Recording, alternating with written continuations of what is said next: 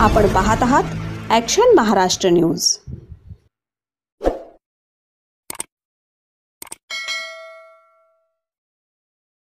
माझं मत ज्यांना माझ्या गरजांची जाणीव आहे, जी स्लोगनला माझं मत फक्त देणार त्यांचं वैयक्तिक अभिवादन स्वीकारतायत माननीय अजितदादा पवार साहेब, माननीय चंद्रकांत दादा, माननीय दिलीप वळसे पाटील साहेब, श्री सुनील टिंगरे, भीमराव तापकीर, चेतनजी तुपे, हेमंतजी रासने, महेशजी लांडगे, श्री सिद्धार्थजी शिरोळे, श्रीमती माधुरी मिसाळ, श्री सुनील कांबळे, श्री शंकरजी जगताप, श्री अण्णा बनसोडे, श्री राहुलजी कुल, श्री विजय बापू शिवतरे, श्री माऊलीआबा कटके, श्री सुनीलजी शेळके, श्री शंकरजी मांडेकर, श्री अण्णासाहेब बनसोडे या सर्व उमेदवारांचा अभिवादन स्वीकार करून आता आदरणीय मोदी बोलो बोलो भारत माता की, मोदी मोदी।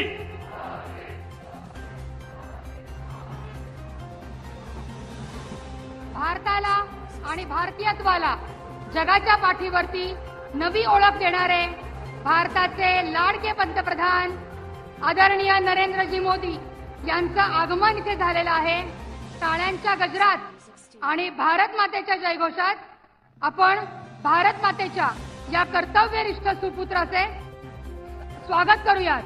भारत माता की, भारत माता की। अरे देश का नेता कैसा हो, देश का नेता कैसा हो।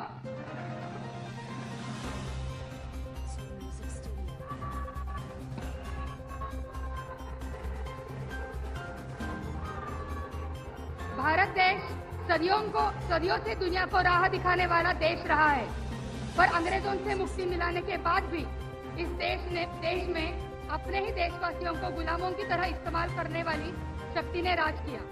साल 2014 में आदरणीय पंतप्रधान नरेंद्र जी मोदी ने पूरे देश को उसकी पूर्ण क्षमता का एहसास कराया। इतना ही नहीं, भारतवासियों को हम दुनिया में किसी से कम नहीं, ये आत्मविश्वास दिया, आत्मनिर्भर बनाया। इसी के बल पर आज भारत का झंडा दुनिया भर में शान से लहरा रहा है। देश भर में विकास और उत्साह की एक नई लहर दौड़ रही है। इंडिया का भारत तक का यह सफर मोदी जी की कठोर मेहनत का फल है। एक ओर भारत देश की नई ऊंचाइयां छू रहा है, तो दूसरी ओर हिंदुत्व को भी एक नया तेज मिल रहा है। कार सेवक के रूप में राम मंदिर के लिए प्रयास करने वाले मेरे प्रिय प्रधानमंत्री ने दुनिया भर के करोड़ों राम भक्तों को अयोध्या में राम मंदिर का सपना भी साकार किया है। बहुत सालों पहले एक नरेंद्र ने, स्वामी विवेकानंद जी ने सारी दुनिया को हिंदुत्व का महत्व समझाया, और आज एक नरेंद्र ने सारी दुनिया को हिंदुत्व की ताकत दिखाई है। हमारा सौभाग्य है कि ये ताकत दिखाने के लिए हम यहाँ हैं। मेरे और हम सब के प्रधानमंत्री नरेंद्र मोदी जी से मैं विनती करती हूँ कि महाराष्ट्र के प्रेम के इस छोटे से उपहार को आप स्वीकार करें। मी आदरणीय केंद्रीय राज्यमंत्री मुरलीधर अण्णा मोहोळ, राजेशजी पांडे, गणेशदादा बिडकर, बापूदादा मानकर यांना विनंती करते की त्यांनी संत जगद्गुरु तुकाराम महाराज यांची पगडी, उपरणं, वीणा तसेच तुकाराम महाराजांची प्रतिकृती देऊन आदरणीय मोदीजींचा सत्कार करावा। आपल्याला माहिती आहे की आत्ताच आपल्या पुणे विमानतळाला संत जगद्गुरु तुकाराम महाराजांचं नाव देण्यात आलेलं आहे। यासाठीही मी आपले धन्यवाद देते। आणि देशाचे पहिले प्रधानमंत्री असे आहेत की ज्यांनी देहू येथे भेट दिलेली आहे।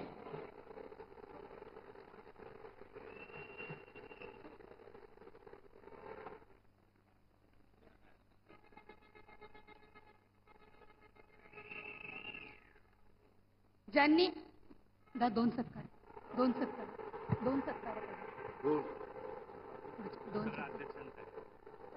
ज्यांनी पुण्याची पायाभरणी सोन्याचा नांगर फिरवून केली, असे आपले महाराष्ट्राचे आराध्य दैवत छत्रपती शिवराय यांची प्रतिकृती देण्यासाठी मी शहराध्यक्ष भाजपा धीरजजी घाटे त्याचसोबत राष्ट्रवादीचे शहराध्यक्ष दीपकजी मानकर, शिवसेना शहराध्यक्ष प्रमोद नाना भांगिरे, आरपीआयचे शहराध्यक्ष संजयजी सोनवणे यांना विनंती करते. छत्रपती शिवाजी महाराज की जय भवानी, जय भवानी.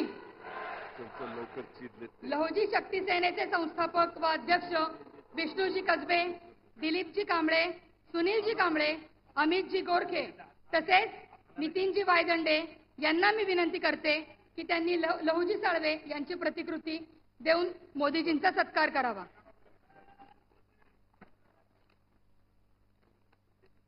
मोदी जी, आपका सत्कार इसलिए भी कि आपने हाल ही में मराठी भाषा को अभिजात भाषा का दर्जा दिया है, इसलिए मैं महाराष्ट्र की तरफ से और महाराष्ट्र की सांस्कृतिक राजधानी कहलाने वाले पुणे शहर की तरफ से आपको धन्यवाद करती हूँ. मी उपमुख्यमंत्री आदरणीय अजितदादा पवार यांना विनंती करते की त्यांनी या विशाल जनसभेस संबोधित करावं.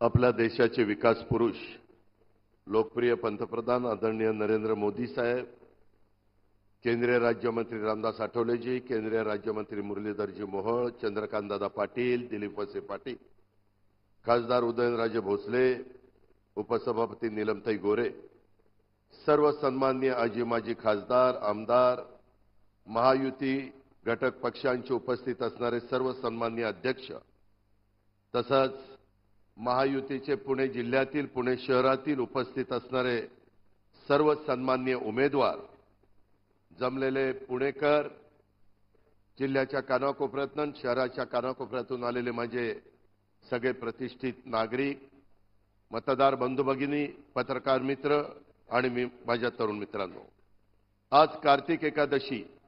मी सुरुवातीलाच आपल्याला सगळ्यांना कार्तिक एकादशीच्या मनापासून शुभेच्छा देतो. पुण्याच्या ऐतिहासिक पावनभूमीमध्ये पुणे जिल्ह्याच्या आणि शहराच्या पिंपरी चिंचवडच्या महायुतीच्या उमेदवारांची जाहीर सभा आज मोदी साहेबांच्या उपस्थितीमध्ये या ठिकाणी होतीये. प्रचंड संख्येने पुणेकरांनी प्रतिसाद दिलाय, त्याबद्दल पुणेकरांना मी मनापासून धन्यवाद देतो, मनापासून आभार मानतो. नेहमीच पुणेकरांनी आदरणीय पंतप्रधान नरेंद्र मोदी साहेबांच्यावर मनापासून प्रेम केलं, मनापासून पाठिंबा दिला. देशाचे तिसऱ्यांदा पंतप्रधानपदी विराजमान झालेल्या आदरणीय नरेंद्र मोदी साहेबांच्या नेतृत्वाखाली संपूर्ण देशाचा भौतिक, आर्थिक आणि सामाजिक विकास होतोय. आम्ही महायुतीचे घटक पक्ष सुद्धा देशात सुरू असलेल्या विकासाची परंपरा महाराष्ट्रात देखील पुढे घेऊन जाण्यासाठी वचनबद्ध आहोत. आदरणीय मोदी साहेब हे विकासाचं व्हिजन असलेले नेते आहेत. आदरणीय मोदी साहेबांच्या दूरच्या दृष्टीतून देशाचा विकास वेगाने होतोय. महायुतीचं सरकार देखील त्यांच्या मार्गदर्शनाखाली शिवशाहू फुले आंबेडकरांच्या महाराष्ट्राचा गतिमान विकास करेल. आपल्या सर्वांच्या पाठिंब्याने महाराष्ट्राच्या विकासाचा वेग कित्येक पटीनं वाढवला जाईल, अशा प्रकारची ग्वाही देखील मी आपल्याला सर्वांना त्यांच्या साक्षीने देतो. आज निवडणुका म्हटल्यानंतर आरोप प्रत्यारोप होतात, वेगवेगळे नेतेगण येतात, आपली आपली भूमिका मांडतात. परंतु गेले काही वर्ष एकनाथराव शिंदे मुख्यमंत्री यांच्या नेतृत्वाखाली देवेंद्रजी असतील, मी असतील किंवा आमचे मंत्रिमंडळातील सहकारी असतील, निव्वळ महाराष्ट्राचा सर्वांगीण विकास कसा होईल. मगाशी मुरलीधर मोहोळजींनी केंद्र सरकारच्या वतीनं तुमच्या माझ्या महाराष्ट्रामध्ये ज्या प्रचंड मोठ्या योजना चाललेल्या आहेत त्याचा उल्लेख केला.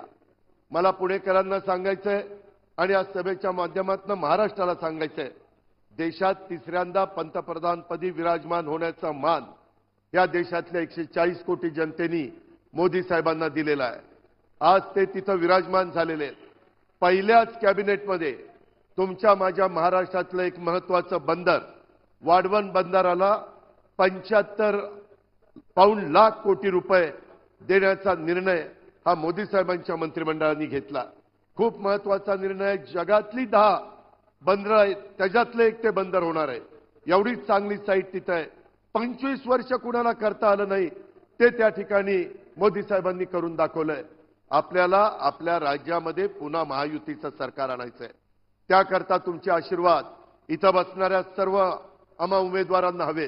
तुमचं पवित्र मत हे आम्हाला हवंय. आमची खूण आहे काही ठिकाणी कमळ, काही ठिकाणी धनुष्यबाण आणि काही ठिकाणी घड्याळ. हे गुण आपण लक्षामध्ये ठेवा आणि त्याच्यातून काम करत असताना आम्ही ज्या योजना दिल्या, ज्या योजना आज महाराष्ट्रामध्ये लोकप्रिय झाल्या, मग माझी लाडकी बहीण योजना असेल, 2,30,00,000 गोरगरीब महिलांना सर्व जाती धर्माच्या या योजनांचा लाभ देण्याचं काम आम्ही करतोय. आज त्यांना त्याचा लाभ मिळतोय. दिवाळी साजरी झाली, बाजारामध्ये चांगल्या प्रकारचा उठाव पाहायला मिळाला. माझ्या शेतकऱ्यांना 3, 5, 7.5 हॉर्सपॉवरची मोटार आपण तिथं वीज माफी केली. माझ्या तरुणींना एक चांगल्या प्रकारे प्रशिक्षण देण्याच्या करता आपण त्यांना मानधन सुरू करतोय. त्याच्यामध्ये 6,000, 8,000, 10,000 रुपये देतोय. अशा खूप योजना आहेत. 3 गॅस सिलेंडरची योजना आहे, त्याच्यामध्ये मुलींना मोफत शिक्षणाची योजना आहे. या सगळ्या योजनांना आम्हाला 75,000 कोटी रुपये लागत होते, पाऊण लाख कोटी. आपलं बजेट आहे 6.5 लाख कोटीचं. पुणेकरांनो नीट ऐका, 6.5 लाख कोटीमध्ये 3-3.5 लाख कोटी पगाराला, पेन्शनला आणि घेतलेल्या कर्जाचं व्याज द्यावं लागतं. राहिलेल्या 3 लाख कोटीमध्ये ह्या योजना बसवाव्या लागतात. आणि आम्ही योजना केल्या त्यावेळेस त्यांनी तिजोरी खाली केली, राज्याला कंगाल केलं, त्याच्यामध्ये दिवाळखोरी काढली, वाटेल ते आरोप केले. आज पंचसूत्री कार्यक्रम त्यांचा आलाय. त्यांनी ज्या योजना दिल्या ना पुणेकरांनो, त्याची बेरीज मी मारली, लाभार्थींचा विचार केला, 3 लाख कोटी रुपये त्या योजनांना लागतात.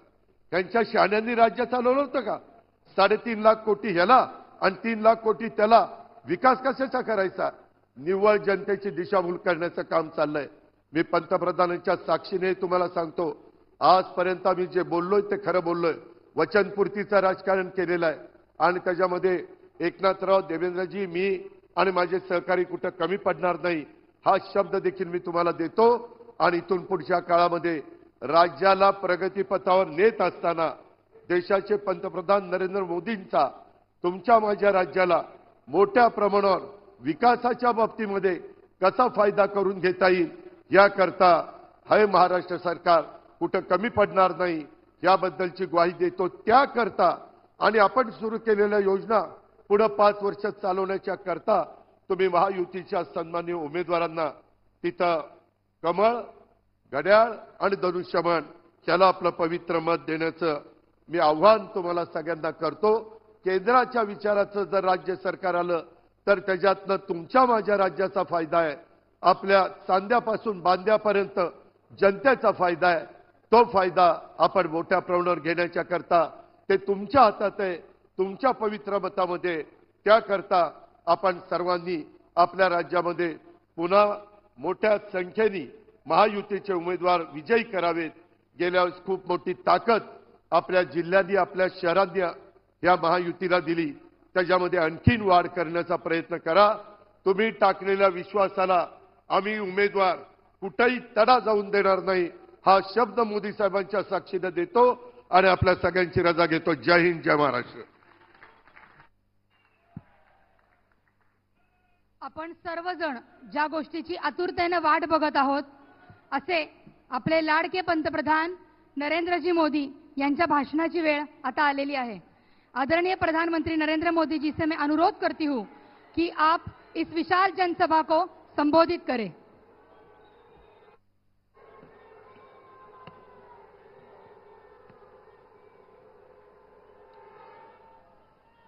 भारत माता की, भारत माता की, भारत माता की. आमचे आराध्य दैवत छत्रपती शिवाजी महाराज,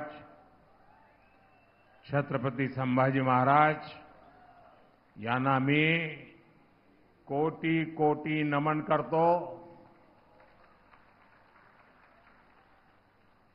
अष्टविनायकाला मी नमन करतो. पुण्यातील लाडक्या बहिणी आणि लाडक्या भावांना माझा नमस्कार.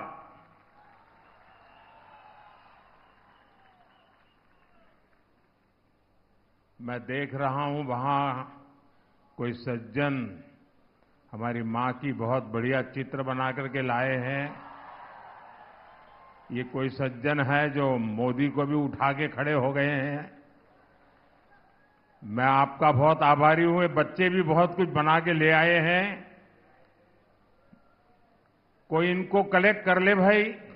जो लाए हैं पीछे अपना नाम पता लिख दे ताकि मैं आपको चिट्ठी भेजूंगा.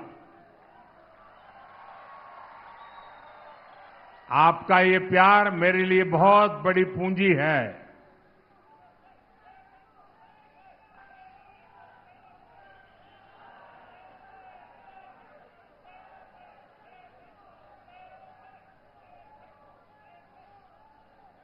ये जो बाकी लोग भी जो अपना बैनर लेके खड़े, पीछे वालों को दिखता नहीं है.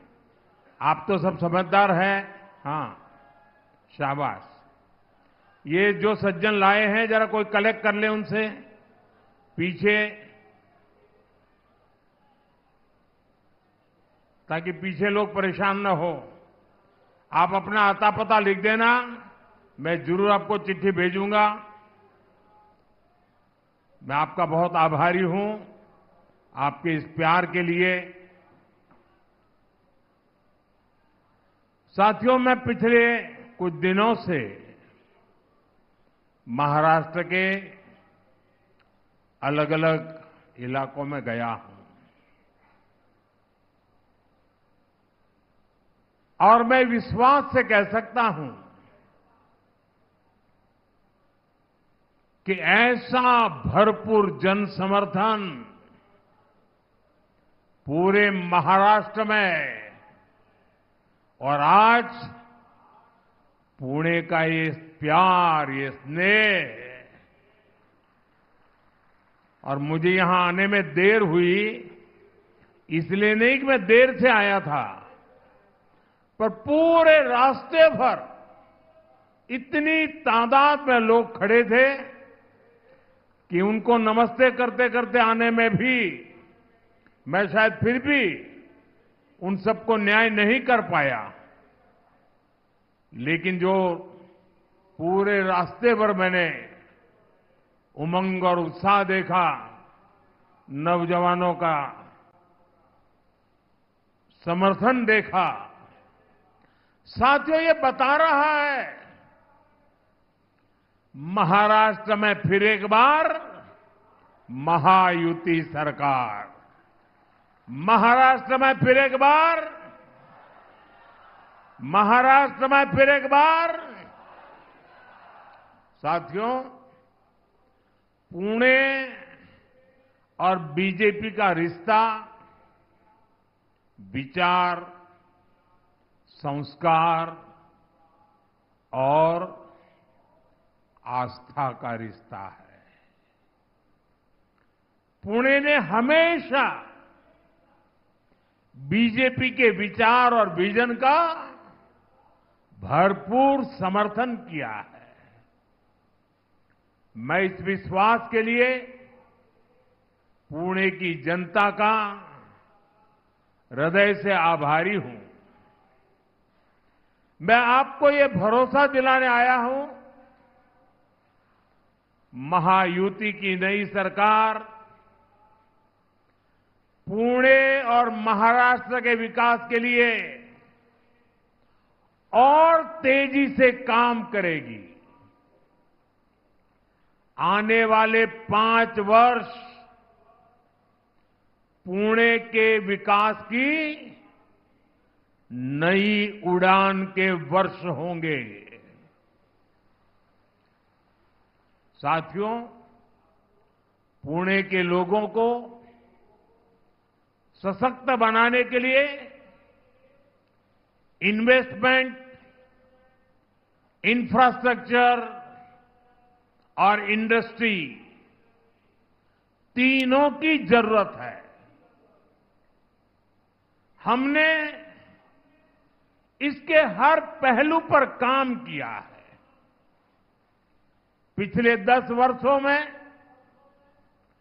विदेशी निवेश में, फॉरेन डायरेक्ट इन्वेस्टमेंट में रिकॉर्ड बढ़ोतरी हुई है और पिछले 2.5 वर्षों में जो भी कंपनी निवेश के लिए भारत आ रही है, उसकी पसंद की लिस्ट में हमारा महाराष्ट्र सबसे ऊपर है।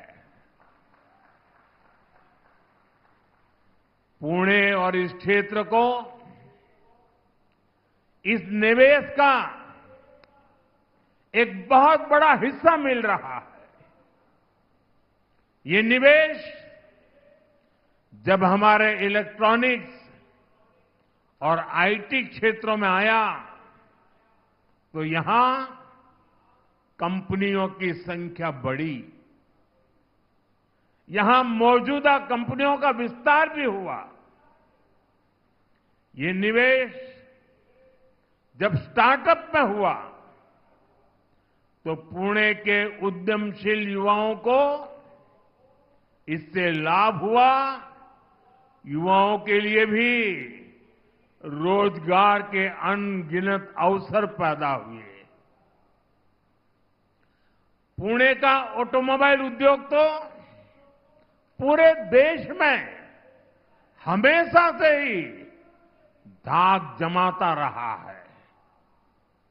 यहां हो रहे निवेश ने इस सेक्टर के लिए भी संभावनाओं के नए द्वार खोले हैं।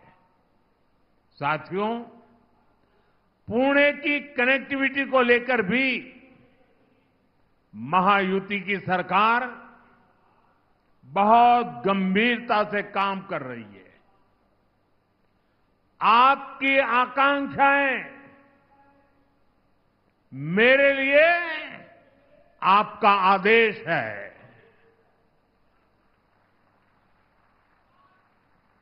आपके सपने मेरे लिए दिन रात काम करने की प्रेरणा है। आपकी आवश्यकताएं मेरी सरकार की योजनाओं का आधार है। आपका जीवन आसान हो, ये मेरी प्राथमिकता है। ये महायुति की प्राथमिकता है। इसलिए आज पुणे में मेट्रो रेल सेवा का लगातार विस्तार हो रहा है। डिस्ट्रिक्ट कोर्ट से स्वारगेट सेक्शन रूट पर मेट्रो चलनी शुरू हो गई है। स्वारगेट कात्रज सेक्शन रूट पर तेजी से काम हो रहा है। ट्रैफिक की गति बढ़ाकर नई संभावनाओं को नई उड़ान देना, ये हमारा संकल्प है। इसके लिए इंट्रासिटी और इंटरसिटी दोनों नेटवर्क पर काम हो रहा है। पुणे की ईस्ट और वेस्ट आउटर रिंग रोड पर भी 40,000 करोड़ रुपए से ज्यादा खर्च किए जा रहे हैं। खोपोली खंडाला मिसिंग लिंक के लिए 6,500 करोड़ रुपए से ज्यादा खर्च किए जाएंगे। पुणे आउटर रिंग रोड पर भी 10,500 करोड़ रुपए खर्च किए जा रहे हैं। हम पुणे को 21वीं सदी के वेल कनेक्टेड सिटी बनाने की ओर आगे बढ़ रहे हैं। साथियों, आज कार्तिक एकादशी है,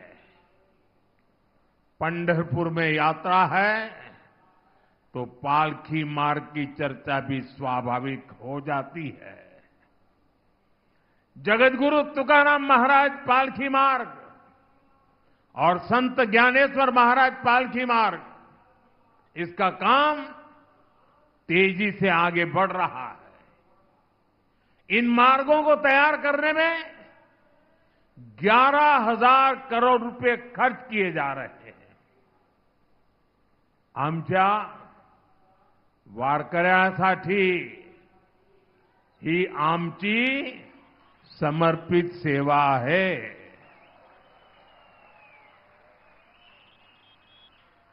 साथियों, महाराष्ट्र में विकास कार्यों की एक गति अभूतपूर्व है, लेकिन आपको याद रखना है, महायुति से पहले महाराष्ट्र में जो लोग सरकार चला रहे थे, उनके पास आपको बताने के लिए एक काम नहीं है। अघाड़ी के 2.5 साल तो हमारे प्रोजेक्ट पर रोक लगाने में ही बीत गए। यही कांग्रेस और उसके साथियों का कल्चर है। इसलिए महाराष्ट्र भी जान गया है, विकास का केवल एक ही विकल्प है, महायुति की सरकार। भाजपा महायुती आहे तर गती आहे, महाराष्ट्राची प्रगती आहे। साथियों, आज महाराष्ट्र के लोग कांग्रेस की करतूतों का काला चिट्ठा पड़ोसी राज्य कर्नाटका में देख रहे हैं।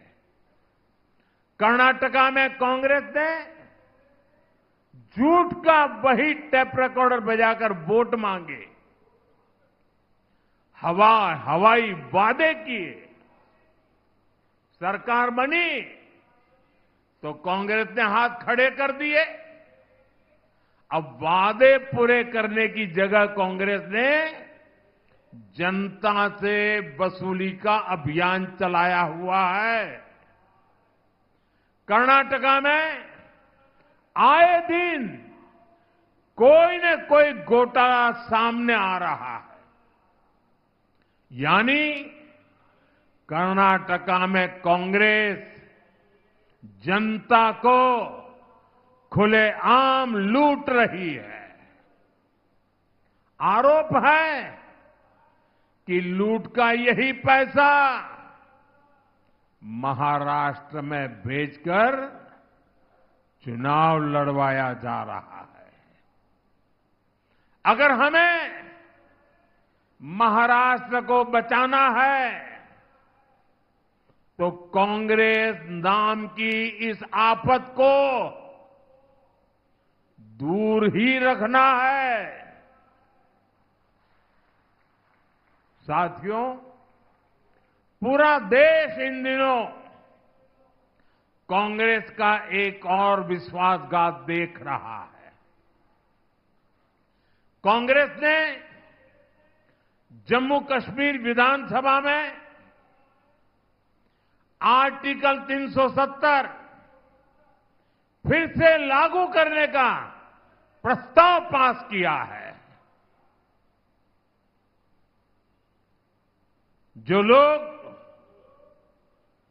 संविधान की किताबें देश को दिखा रहे हैं और महाराष्ट्र में कोरे कागजों वाली किताब बांट रहे हैं, जरा मैं उनको पूछना चाहता हूं, 6-6, 7-7 दशक तक उन्होंने देश पर राज किया है। जरा बताएं बाबा साहब आम्बेडकर ने बनाया संविधान पूरे हिंदुस्तान में लागू क्यों नहीं हुआ? 6-6, 7-7 दशक तक बाबा साहब का संविधान पूरे हिंदुस्तान में लागू नहीं था। आपको भी सुनकर के शायद आश्चर्य होता होगा, लेकिन ये सच्चाई है। जम्मू कश्मीर में अलग विधान था, भारत का संविधान वहां नहीं चलता था। वहां का विधान अलग, वहां का प्रधान अलग, वहां का निशान अलग। 6-6, 7-7 दशक तक पहली बार बाबा साहब का संविधान जम्मू कश्मीर में तब पहुंचा जब आपने मोदी को सेवा का अवसर दिया।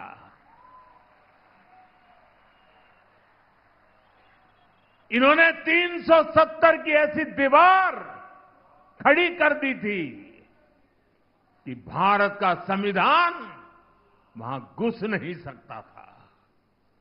आपके आशीर्वाद से 140 करोड़ देशवासियों की प्रबल इच्छा शक्ति से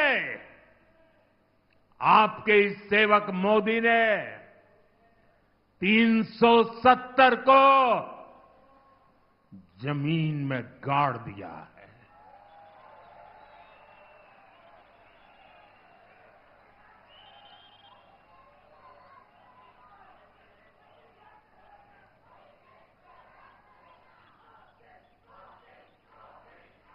$370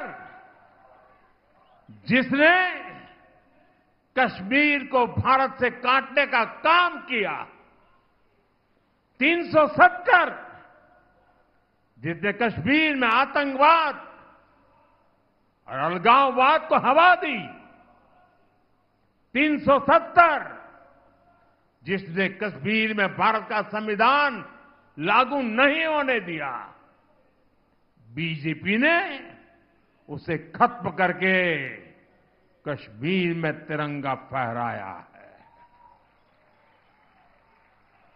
हमने कश्मीर में शांति बहाल की, अलगाववादियों के मंसूबों को नाकाम किया।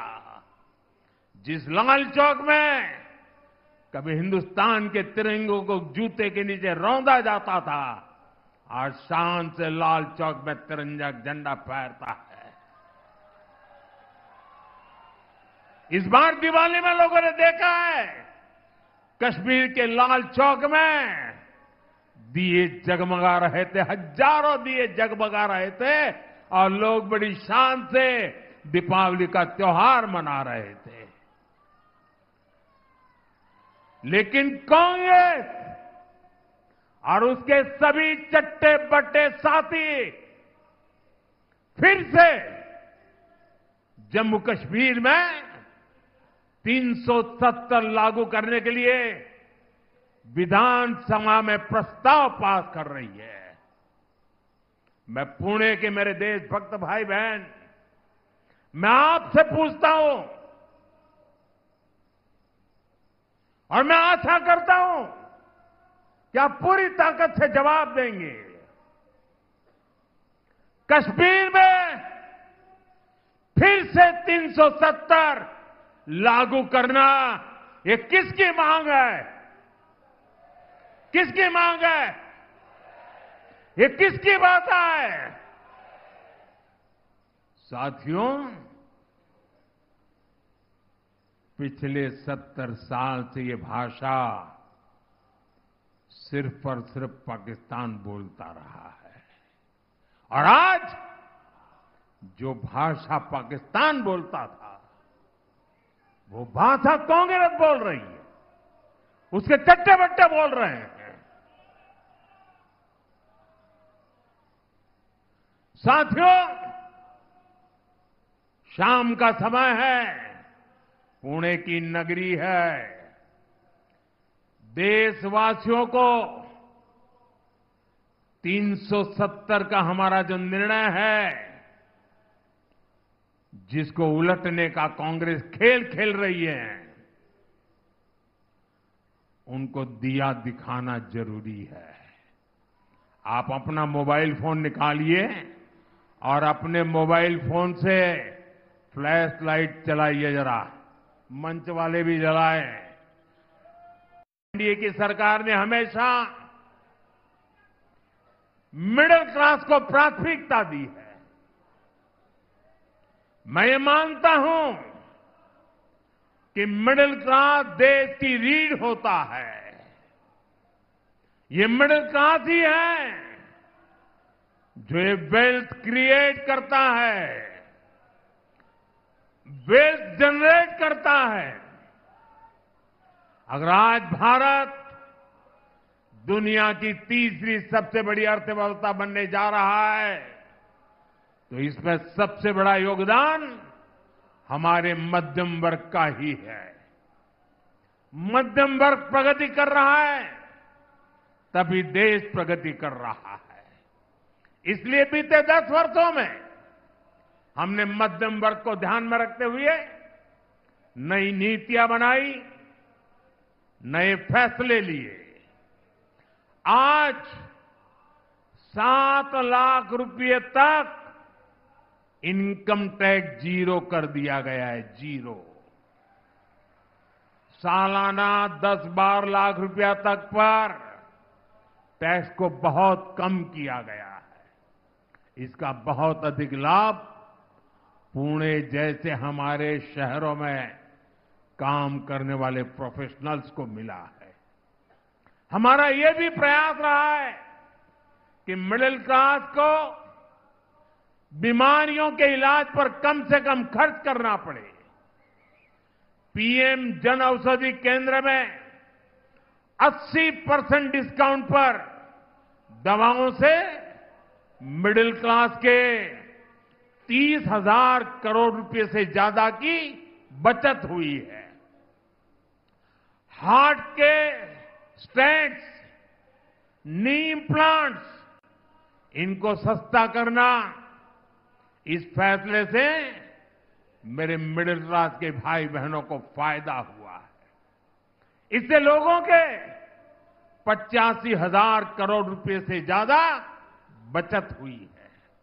और अब हमने आयुष्मान योजना के भी मिडिल क्लास के बुजुर्गों को भी कवर कर लिया है। इसका बहुत बड़ा फायदा पुणे जैसे शहरों में रहने वाले 70 वर्ष की आयु से ऊपर के सीनियर सिटीजन्स को होगा।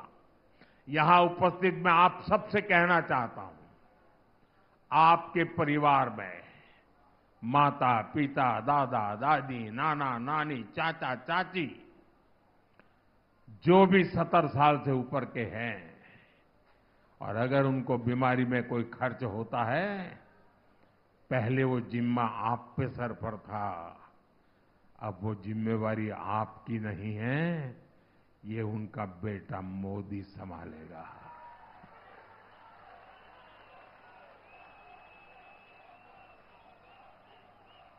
आयुष्मान वय वंदना कार्ड से अब उन्हें 5 लाख रुपए तक का मुफ्त इलाज मिलेगा।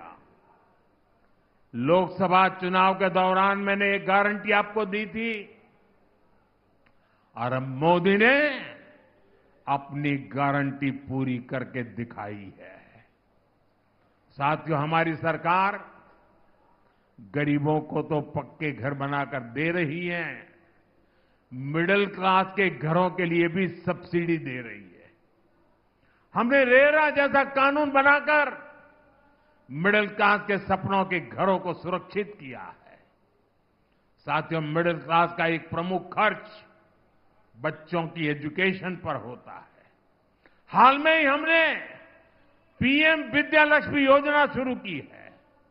इस स्कीम के तहत जो भी युवा हायर एजुकेशन में एडमिशन लेना चाहता है, बेटा हो या बेटी, बिना गारंटी के, अब आपको कुछ भी गिरवी नहीं रखना पड़ेगा, आपकी सबसे बड़ी गारंटी आपका सेवक मोदी है। 10 लाख रुपए तक का लोन बिना गारंटी आपके बच्चों की पढ़ाई के लिए, और ये लोन बहुत सस्ता होगा, इसमें ब्याज पर भी छूट होगी। मिडिल क्लास परिवार बच्चों को मेडिकल की पढ़ाई के लिए बाहर भेजने में बहुत खर्च करते हैं। बीते 10 साल में मेडिकल लाइन में हमने 1 लाख नई सीटें जोड़ी है। अब हमने तय किया है कि आने वाले 5 सालों में मेडिकल की 75,000 नई सीटें और जोड़ी जाएगी। इससे भी मिडिल क्लास के बच्चों का बहुत पैसा बचेगा, उन्हें पढ़ने के लिए बाहर नहीं जाना पड़ेगा। साथियों, पुणे, ये मेरा पुणे तो स्टार्टअप का हब है। हाल में हमने स्टार्टअप को बढ़ावा देने के लिए बहुत सारे कदम उठाए।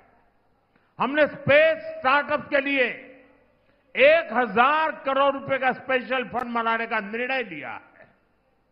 जो युवा साथी रिसर्च में जाना चाहते हैं, उनके लिए भी एक बहुत बड़ा रिसर्च फंड हमने बनाया है। नौजवानों को नौकरियां मिले, इसके लिए हमने विशेष पीएम पैकेज घोषित किया है। इसके तहत बड़ी बड़ी कंपनियों में इंटर्नशिप की योजना शुरू भी हो चुकी है।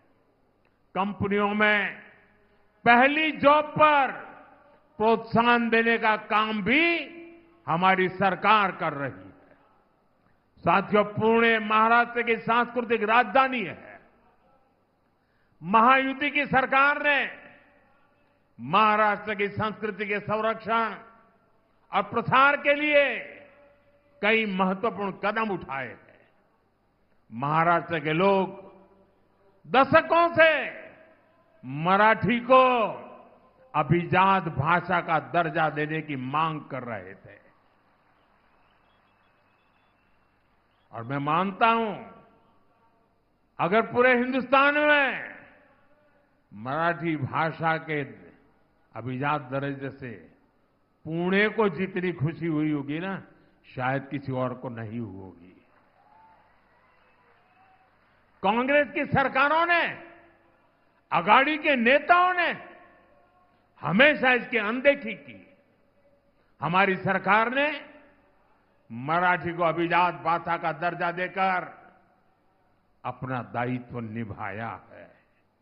हम महाराष्ट्र की विरासत को संरक्षित करने के लिए लगातार काम कर रहे हैं। जहां क्रांति ज्योति सावित्रीबाई फुले ने लड़कियों के लिए पहला स्कूल खोला था, वहां सावित्रीबाई फुले स्मारक बनाया जा रहा है। तुलापुर में धर्मवीर छत्रपति संभाजी महाराज समाधि स्थल पर भव्य स्मारक बनाया जा रहा है। श्री संत संताजी जगनाड़े महाराज समाधि स्थल को नए सिरे से विकसित किया जा रहा है। आंबेगांव शिव सृष्टि के काम को भी आगे बढ़ाया जा रहा है। महायुति की सरकार ने आद्य क्रांति गुरु लहूजी वस्ताद साल्वे संग्रहालय बनाने का फैसला भी किया है। साथियों, ये काम बहुत पहले ही होने चाहिए थे, लेकिन विदेशी मानसिकता की गुलाम कांग्रेस ने महाराष्ट्र की संस्कृति से अपनी नफरत के कारण ये काम नहीं होने दिया। साथियों, कांग्रेस और उसके जैसे दलों ने हमेशा महाराष्ट्र का अपमान किया है। ये धरती छत्रपति शिवाजी महाराज की धरती है, लेकिन कांग्रेस और उसके साथी अगर कसीदे पढ़ते हैं तो औरंगजेब की शान के कसीदे पढ़ते हैं। ये लोग वीर सावरकर को गाली देते हैं। बाला साहब ठाकरे जैसे ऐसे महाराष्ट्र के गौरव की सराहना करने में इनके मुंह पर ताला लग जाता है। और मैंने इनको चुनौती दी है। अगाड़ी वाले जरा मेरी चुनौती को स्वीकार करें। उनके युवराज के मुंह से वीर सावरकर की तारीफ में एक भाषण करवा दे जरा।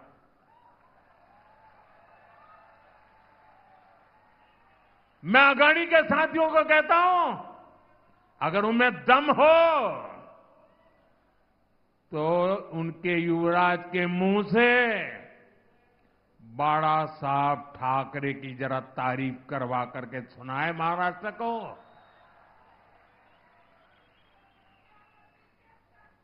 साथियों, कांग्रेस एक ऐसी पार्टी है जिसके पास न नीति है, न नीयत है और नैतिकता का नामो निशान नहीं है।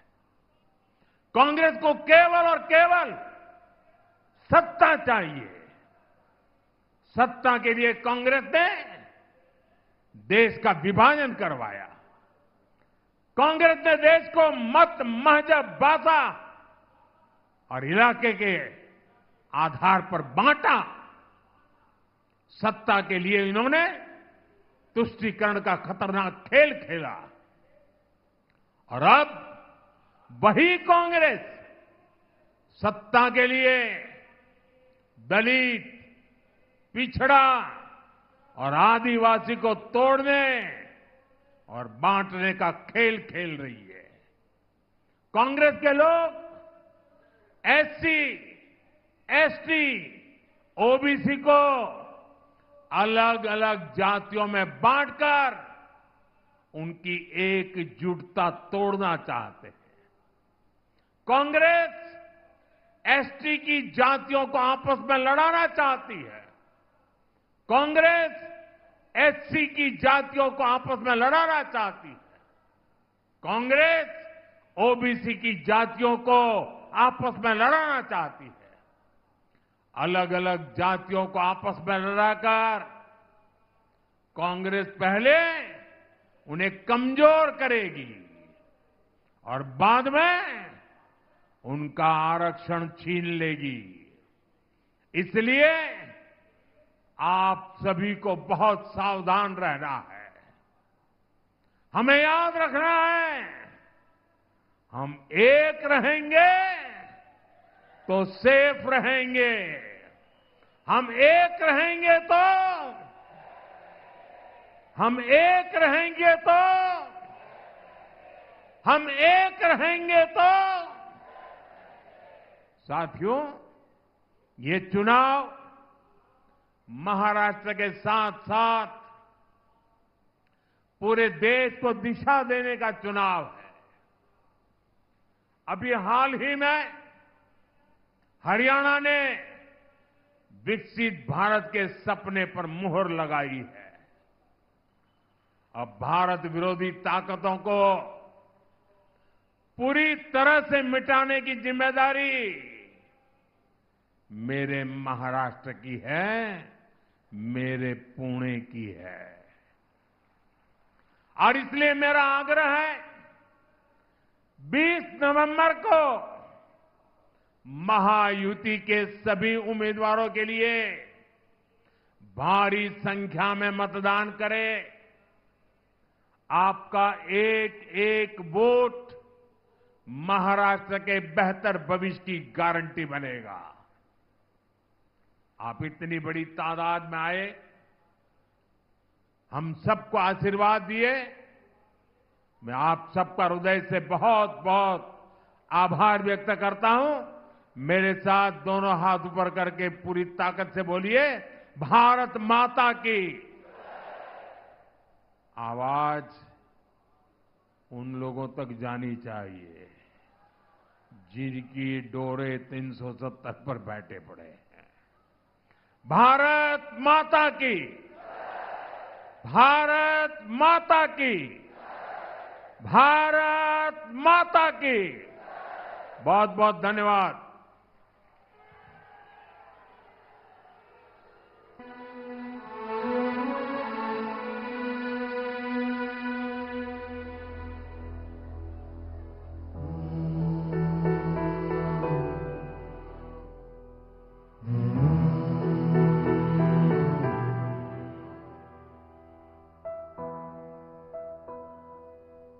तिनका था हमने सवारा, अपनी वो माटी और घर बारा, लुट रहा ये चमन अपना वतन आंखों से अपनी। सत्य बातमीसाठी बघत रहा ॲक्शन महाराष्ट्र न्यूज।